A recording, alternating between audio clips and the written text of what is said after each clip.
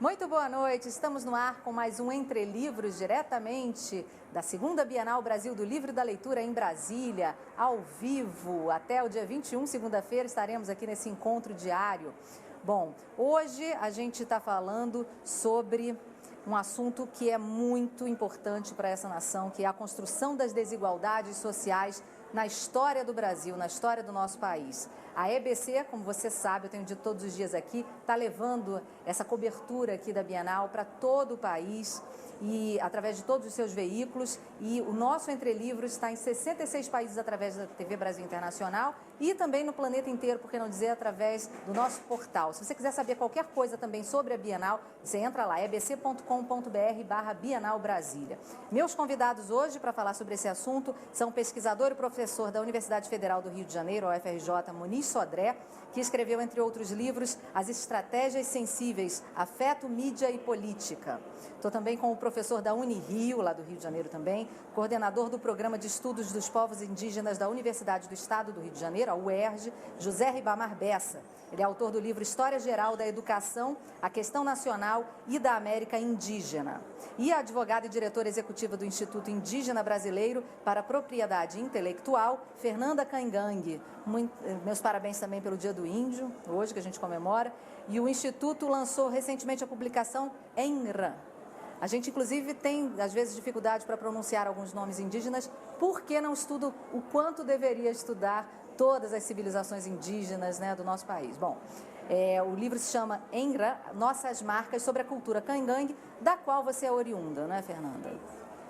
Bom, a gente vai abrir já então com a primeira questão, que é: o Brasil já surge já imerso em profundas desigualdades sociais, né? Lá em 1500, ou, né, no momento em que há um encontro, diríamos, né? A palavra descobrimento também, às vezes, é uma palavra muito eurocêntrica, né? O Brasil já existia antes de 1500, né? Mas a partir daquele encontro com a colonização portuguesa, com o projeto português, alguns aspectos essenciais da desigualdade que a gente tem hoje surgem ali, né? Vocês concordam com isso? E aí, eles estavam agora há pouco, né, num debate maravilhoso, que a gente vai tentar fazer aqui, né, nessa meia hora que a gente tem, algo parecido, o discurso político, né, aquele discurso do 4º centenário do descobrimento, né, do Paulo de Fronten, não é, Bessa? Isso. No 4º centenário do Brasil, em 1900, era a primeira vez que nesse país independente se comemorava um centenário. E aí houve os festejos lá no Rio de Janeiro, que era a capital da República, na Glória, com foguetório, missa. O cardeal celebrou uma missa campal, citando, digamos, a primeira missa, Frei Henrique de Coimbra. Se inaugurou a estátua lá do Cabral, do Frei Henrique de Coimbra. E aí o Paulo de Fronten, que era um engenheiro, que depois se tornou prefeito do Rio de Janeiro, e parece até que um bom prefeito, mas ele foi nomeado pelo presidente da República como o presidente da comissão de celebração. E ele faz um discurso que é simplesmente pavoroso. No discurso dele ele diz: olha, o Brasil não tem nada a ver com os índios, o Brasil são os imigrantes, os índios foram catequizados e assimilados, né? Ainda tem algumas hordas aí nesses ínvios sertões da Amazônia, e o que nós temos que fazer com eles é assimilá-los, e não podendo, eliminá-los. Esse discurso me parece pavoroso, porque eu pensava que ele deveria desencadear na época uma reação de horror, e não houve isso. Será que hoje essa reação existiria, Muniz Sodré, ou não existe, na medida em que tem gente que até hoje, tem gente que chega ao absurdo de dizer: para que índio? Não, eu acho que hoje os intelectuais, os professores, estão mais atentos a isso, alguns. Mas esse discurso continua. Foi exatamente o que eu falei da continuidade desse discurso, por exemplo, em determinadas revistas nacionais, onde se escrevem artigos repetindo isso que o Paulo Fronten dizia, e ainda pior do que isso. Portanto, o discurso, as narrativas sobre a desigualdade se reproduzem. Pior como? Vamos Pior, dizer eu citei, por exemplo, um artigo de um suposto educador da revista Veja, um artigo relativamente recente, onde ele disse que um país que foi colonizado, que tinha índios da Idade da Pedra, negros da Idade do Bronze, e colonizado pela nação mais atrasada da Europa, que era Portugal, na época, ele disse: o que é que se pode esperar de um país desse? Ele disse: tinha pouca... O que se pode esperar dessa revista também, né? Um intelectual como ele. O que se pode esperar de um intelectual como ele, Cláudio? Toda a tolerância do mundo. Mas olha, a gente pode esperar boas perguntas dos nossos internautas. Já chegou aqui da Angélica Elisa via Twitter. Ela pergunta para você, Sodré, quando se fala da questão indígena, a mídia ainda trata o indígena como aquele de 1500? Como a gente pode mudar isso? Não, eu acho que a mídia trata aquele indígena pior, talvez, do que aquele de 1500. Porque no 1500 nós temos uma certa até romantização, há discursos até ingênuos do início sobre os índios, enquanto que hoje trata o índio como um problema. O índio ocupa terra demais, o índio atrapalha o poceiro, o índio é um problema aqui em Brasília, nas ruas. Então eu não acho que, enquanto o país mudou, se transformou, a mídia parece estar no início do país de uma forma regressiva, sem aquele discurso beatífico que os colonizadores tinham no início sobre os índios. Então é péssimo o discurso da mídia sobre os indígenas. Fernanda, ainda falta também o índio falar mais de si mesmo, ele ter espaço? Eu acho que é exatamente o que falta, porque se você olhar do ponto de vista de sociedade, né, quantos indígenas nós temos em espaços públicos, né? As cotas são questionadas, foram, né, alvo de debates, né, acalorados, mas quando as cotas eram direcionadas para uma elite, ninguém questionava. Quando as cotas passaram a ser direcionadas para indígenas, negros e pessoas economicamente vulneráveis, isso passou a ser questionado. Então, quando o indígena fala em primeira pessoa, isso incomoda. Então, você vê uma mídia e um país que invisibiliza, quando não desvaloriza, né, a sua diversidade cultural. Quer dizer, a gente tem leis aí para que as escolas possam recontar a história que foi contada e muito mal contada por aqueles que destruíram essa diversidade e ninguém contou, no que talvez seja o maior crime de lesa humanidade que se tem em história. E o Brasil não conta isso. Você contou uma história interessante lá de quando você foi, da diferença de duas visitas que você fez, né? Alunos do ensino fundamental e alunos universitários. Queria que você contasse aqui pra gente, então, brevemente. A formação e a informação de qualidade, elas fazem toda a diferença na sociedade, no futuro profissional. Então, como professora de graduação, de pós-graduação em indígena, a gente dá muitas palestras nessa semana, né, que é a semana do Dia do Índio. Eu já recebi perguntas de crianças de segunda, terceira série, né, ensino básico, altamente politizadas, perguntas do tipo: Fernanda, o que você tem a dizer sobre a política do governo para a questão fundiária, para a questão de terras? Como é que vocês veem a postura do governo? Nós vemos como um desastre sem precedentes, né? Como o término da política genocida e etnocida que começou em 1500 com confronto e não com encontro, né? Eu olhei para a criança e disse: nossa, deixa eu parabenizar a tua professora antes, quem é, porque obviamente tem a ver com o educador que foi atrás de informação que é escassa, né, de livros. Porque existe uma lei, né? Porque existe uma lei que obriga o ensino. Que obriga a ter o ensino, mas nem sempre os professores encontram material até, né? E é uma crítica que a gente faz, inclusive, ao Ministério da Educação, de colocar livros de autores indígenas, de autores, né, afro-brasileiros, para estar recontando essa história. E, por outro lado, já fui dar palestra em universidade, né, já fui dar aula para academia ou para ensino médio, em que a pergunta era: mas se você é indígena, por que você não está nua? Né? Por que você não está pelado? Eu adorei a resposta que você deu. deu. Porque a palestra ia mais cara, né, querido? Fora o fato de que faz 5 graus na minha região no inverno e não é razoável que a gente não tenha roupas. É uma região fria. Então, isso demonstra o desconhecimento da grande parte da sociedade brasileira. E da diversidade também, né? Dos costumes cultural. Das várias tribos, né? Que ainda sobrevivem. Acho que vocês mencionou, né, a questão do banho, da alimentação. O Brasil é encharcado de cultura indígena, só não sabe disso. Olha, a questão da língua, só no nível mais superficial de uma língua, que é o léxico, de 225 mil palavras do dicionário do WAIS, 45 mil são de origens de línguas indígenas, né? Vamos citar alguns exemplos? Carioca. Você não pode nem dizer: eu sou carioca e moro em Ipanema, que você paga um tributo a essas línguas indígenas. E uma coisa que não foi discutida lá e que eu acho importante, depois eu queria até ouvir a Fernanda um pouco sobre isso, que é a questão do glottocídio. Quer dizer, quando os portugueses chegaram aqui, se falava no território que é hoje o território brasileiro, mais de 1.300 línguas.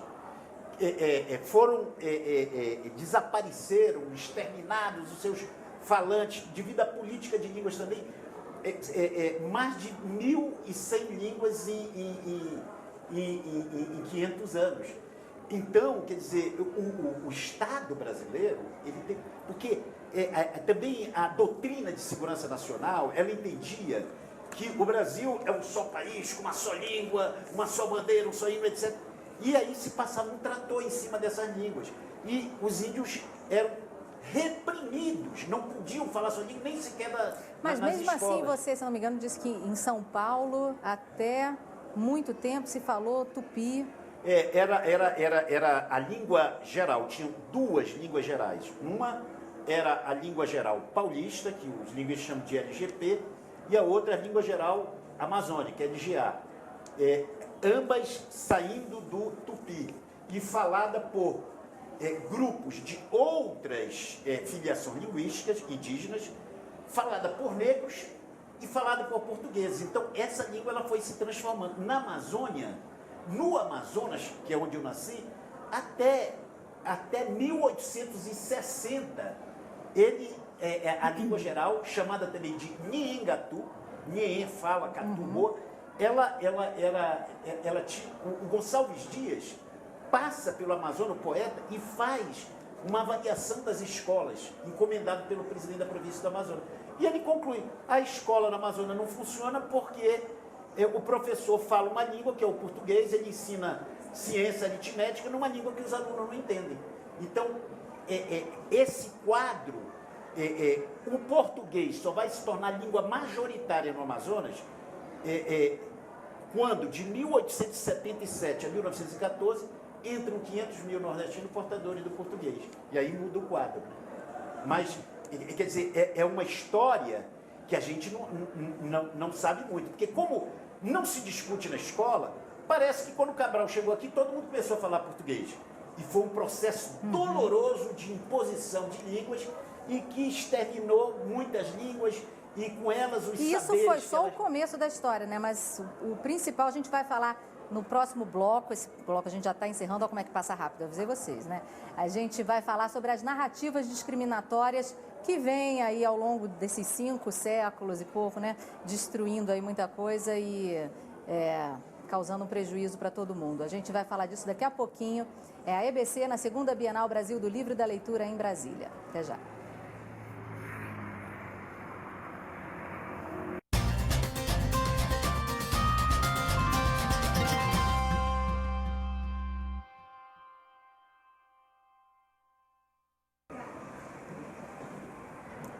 Estamos de volta com o Entre Livros, diretamente da 2ª Bienal Brasil do Livro e da Leitura em Brasília. Eu estou aqui com Muniz Sodré, José Ribamar Bessa e a Fernanda Cangangue. A gente está hoje falando sobre as desigualdades no nosso país. E, bom, já tem uma pergunta aqui para o Muniz Sodré, feita pelo Facebook, pelo Antônio Reis, que é: de que forma a gente pode avançar para além dos mecanismos como Bolsa Família, de forma a garantir uma inclusão social real da população de baixa renda na nossa sociedade? E eu terminei o primeiro bloco também falando que a gente, nesse bloco, abriria falando sobre essas narrativas discriminatórias, né? As coisas se comunicam, Muniz? Pode responder? Pode, por favor. Bom, eu acho que o Bolsa Família foi realmente importante, que deu visibilidade a uma certa classe social por essa pequena inserção no consumo, mas é insuficiente. Eu acho que a política de emprego, para além do assistencialismo, passa necessariamente por qualificação educacional, passa pela questão da educação. E a questão da educação na verdade, a questão nacional hoje, porque nós temos vários discursos falsos de inserção, como o discurso da inserção digital. Eu acho que é mal colocado esse problema. A inserção digital é importante, mas no interior de um projeto educacional contempla o país como um todo. Esse contemplar o país como um todo é investir em educação e educação qualificadora forte. Isso é um passo além do assistencialismo, do Bolsa Família. E vocês no primeiro bloco falaram sobre sistema de cotas, mas não se posicionaram. Eu acho até que vocês deram a entender qual seria a posição. Eu me posicionei. Eu me posicionei. Eu acho que foi talvez uma das coisas mais importantes que ocorreram no governo Lula, realmente foi a questão das cotas. As cotas é o reconhecimento histórico, queira ou não, é o reconhecimento do Estado de que o negro foi uma cidadania de segunda classe e que o Estado deve alguma coisa àqueles que contribuíram, digamos, para a acumulação primitiva do capital do Brasil. Na verdade, isso tinha dito por Joaquim Nabuco, no século XIX. Joaquim Nabuco, você vê, os negros deram um povo ao Brasil, porque o Estado, o Império, deu ao Brasil o Estado-nação, tanto Estado-nação, mas não deu um povo. O povo foi se construindo. E essa é a grande questão reflexiva, a grande questão de pensamento do Brasil. O que é o povo brasileiro? Foi isso sobre o que refletiram os explicadores gerais do Brasil, até o cinema novo, o Glauber, todo mundo é saber decifrar esse enigma que diz o que é o povo brasileiro. E não pode dar uma ideia de unidade, porque o que caracteriza o povo brasileiro é a sua heterogeneidade radical, é a sua radical diversidade. E essa é uma coisa que ainda é enigmática, para se dizer em poucas palavras. Ora, isso, portanto, continua e persiste nos discursos de discriminação, que são discursos de unidade forçada, em discurso de recalcamento da diferença, de recalcamento do diverso. Fernanda, eu adorei quando você também falou que foi primeiro lugar no mestrado. Então, a desigualdade no Brasil e que desfavorece, né, uma maioria negra, uma minoria indígena, né, de povos indígenas, ela se reflete, para começar, na educação. A média de anos de estudo brasileiro, pelos dados do MEC, é de 9 anos de estudo. Essa média cai, né, quando se trata de negros e indígenas, né? Então ela cai para 3 anos de estudo menos se você é negro, se você é indígena ou se você mora fora das grandes cidades. Então, quando se coloca em situação de igualdade para ingressar numa universidade, por exemplo, pessoas que tiveram uma formação básica completamente desigual, porque a nossa educação pública, ela não é de qualidade, ela não oferece igualdade de oportunidade de ingresso para que você tenha uma elite depois, uma elite financeira, que teve acesso às melhores escolas particulares dentro das universidades públicas. Então, quando eu fui a primeira indígena formada, né, em Direito no sul do Brasil, passei na Ordem dos Advogados do Brasil, virou piada de cursinho. A gente tem que passar ainda, já passou, né? Então, assim, e eu passei, né, na primeira prova que eu fiz, o que é anormal. Quando eu tirei o primeiro lugar na UNB, no mestrado da UNB, que é altamente seletivo, disseram, como uma indígena? Porque eu tive igualdade de acesso a oportunidades. Então, acho que a cota mostra bem isso. Os alunos cotistas, uma vez que eles ingressam, eles são alunos como qualquer um, e eles têm se demonstrado tão bons quanto ou até melhores que a maior parte dos seus colegas. Então, acho que tem a ver... Eles sabem dar valor a essa oportunidade. Eu sou professor de cotistas. Há anos, não tem diferença. E a gente sempre discute em sala de aula. E eu lembro, para ligar o que o Muniz está falando agora, um dia em sala de aula, sempre discutindo essa questão, professor, como é que vai saber que é negra? A pessoa pode se declarar que é negro? Chama a polícia, que a polícia sabe que é negro, pelo tratamento que ela dá. Mas eu peguei os alunos, mandei baixar a cabeça, disse, olha só, vamos imaginar que não tem negro nem índio na formação do Brasil. Não tem negro e nem índio. Agora pensa, o que vocês vão comer? Aquele silêncio. O que vocês vão cantar? O que vocês vão dançar? De que vocês vão rir? O que vocês vão sonhar? Aí uma aluna levantou a cabeça. Para, professor, para de se porque disse, eu já estou me sentindo uma argentina. Porque os argentinos um pouco, essa coisa mas está aí, na base são matrizes formadoras da sociedade brasileira. Eu usei aí uma frase que, na verdade, foi do Milton Santos, de quem eu fui secretário, eu tinha 17 anos, que é amigo meu da vida inteira. Foi o Milton que me disse uma vez, Muniz, é preciso substituir as aparências da colonização, que é toda com a cor branca, que é o Ocidente levado ao máximo, é o Oeste absoluto, é a cor branca. O discurso da colonização e a aparência da colonização pelo da colonização. Eu acho que as cotas serviram, em primeiro lugar, esteticamente, para colorizar os públicos. E isso tem uma consequência enorme, porque o discurso antirracista não se faz em bases puramente intelectuais, ele se faz pela aproximação. É a aproximação. E a aproximação é de natureza estética. É quando eu contemplo o outro e não sinto que é estranho. Portanto, eu acho que as cotas têm, no fundo, uma base antirracista forte no Brasil. E a narrativa discriminatória? Porque a gente precisa narrar, né, de um ponto de vista que não seja discriminatório, a gente precisa narrar é resistir, né? Vocês lembraram, como disse Guimarães Rosa. Como é que a gente muda a narrativa para a gente incluir, para a gente tentar diminuir a desigualdade ou aumentar a igualdade? Eu acho que, em primeiro lugar, tem que, aquilo que a gente estava falando no final, tem que ouvir o outro também.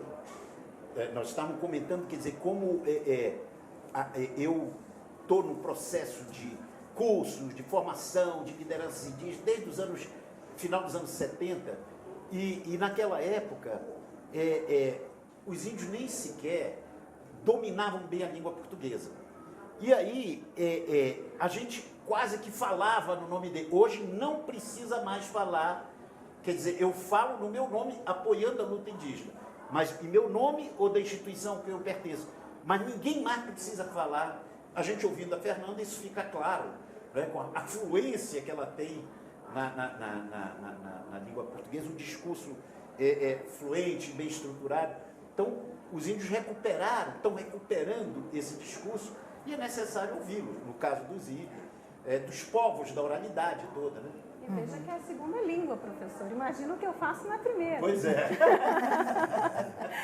Então, a contranarrativa é exatamente você dar vez e você dar voz para essa diversidade. A gente falava das cotas, porque sempre volta que elas deveriam ser pluriversidades, né? Então, esse pensar do Brasil, inclusive sobre o que é ciência, o que é conhecimento. A maior parte de produtos e processos, objetos de patente no Brasil, são feitos por estrangeiro, porque o brasileiro não vê e não valoriza a diversidade que tem, inclusive de saberes, inclusive de fazeres. Então, nesse sentido, colocar os teus povos indígenas, né, os teus afro-brasileiros, como primeira pessoa, não como terceiros interessados, é uma estratégia que pode ser útil. Eu adorei quando vocês lembraram, né, que os hábitos de higiene até foram ensinados aos europeus pelos indígenas. Né? Isso está em Sérgio Buarque de Holanda. E está num livro primoroso do Pompeu? do Afonso Arinos de Melo Franco, Franco, Os Índios e a Revolução Francesa, escrito nos anos 30,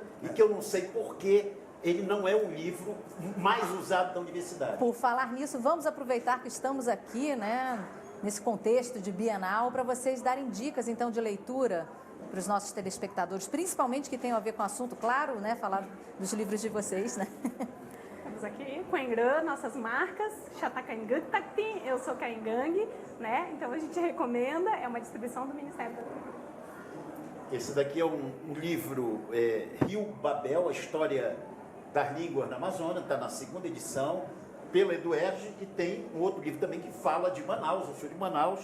Você é um estudioso da Amazônia, né? Essa Manaus que se vai, onde se discute também um pouco a formação histórica da cidade de Manaus. Ok, Muniz. Olha, eu não trouxe, infelizmente, mas eu gostaria de recomendar um livro chamado Claros e Escuros.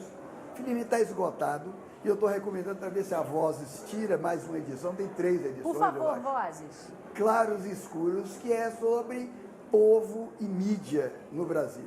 É um estudo sobre a identidade, sobre a questão da identidade nacional e as repercussões depois que isso tem na mídia. Claros e Escuros, editora Vozes, tem que tirar mais uma edição. E a gente aqui na correria, só um título, de repente, então, ou algum escritor que vocês acham que é importante. Daniel Munduruku, com certeza. Daniel Prêmio Munduruku. Jabuti. O Afonso Arinos de Melo Franco, Os Índios e a Revolução Francesa. Eu ratifico essa questão da Afonso Arinos de Melo Franco. Eu conheço. Ok, bom, e aí a gente está chegando ao final. Eu falei para vocês que passava rápido, né, mas a gente aqui fica desesperado, que, nossa, já passou, já foi aí a meia hora de programa. A gente amanhã, às 7h30, tem mais um encontro. A gente vai estar com o Aderbal Freire Filho, diretor teatral e meu colega de TV Brasil, e o cineasta Vladimir Carvalho. Até amanhã. É a EBC na 2ª Bienal Brasil do Livro e da Leitura em Brasília. Até amanhã.